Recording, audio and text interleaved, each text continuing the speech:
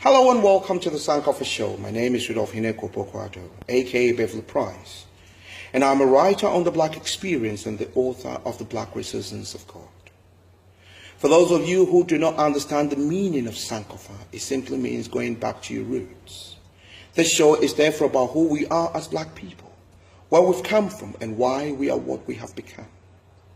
However, the most important of all is about the untold true story that changed the course of nature and turned the lives of a whole race, the Black race, upside down.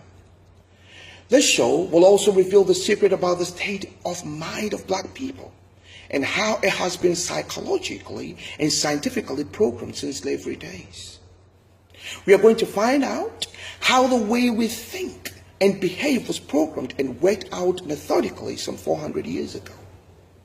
You are therefore warned that this show is thought-provoking, and many of you are going to learn about first-hand information, some home truths that will blow your minds. It will change the way you think. It will change your mind completely and make or break you.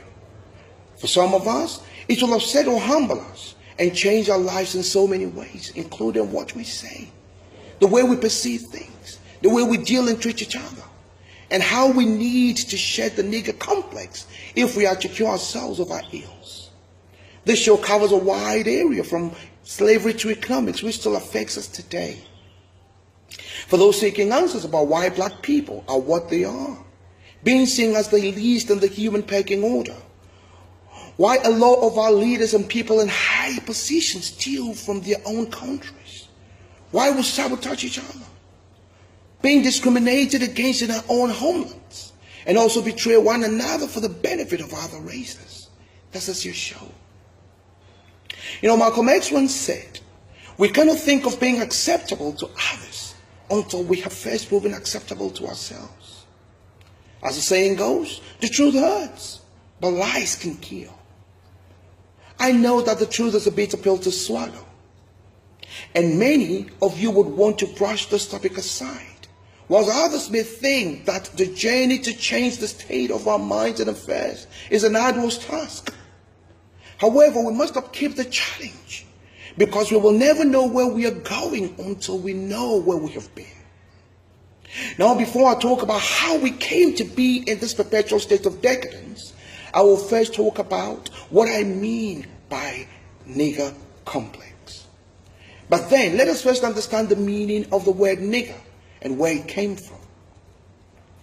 You see, the origin and the term nigger was used to describe Black people at the time when the orchestrators of the slave trade treated Blacks as subhumans, claiming that Black people were three-fifths of a human being, that we are lesser than a brute animal, rebellious and savage. This therefore gave them the right to dehumanize the slaves by slaughtering, butchering, and maiming them, brutally raping slave wives and daughters, executing mental genocide on a race of people, sodomizing them with hot pokers, boiling and burning alive innocent people, disemboweling and castrating young men, and unmercifully beating those who show signs of disobedience until slivers of skin shown to the red meat dangled from their bodies. So for those of you who do not know the true meaning of this term, this is how it came to be.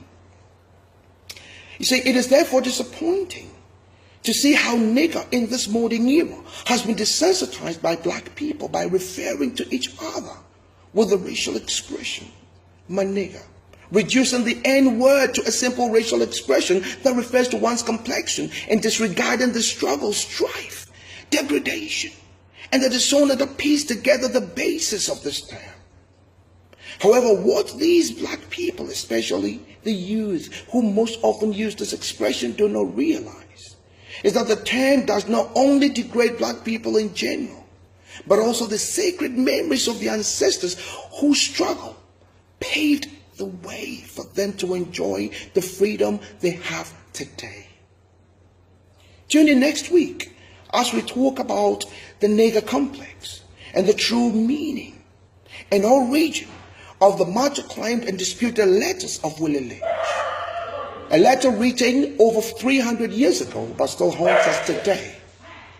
However, before we go, I will leave you with this question. What is it that makes people feel ashamed of their heritage?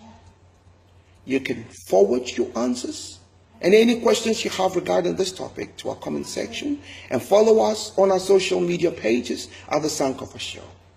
Thank you, and see you next week.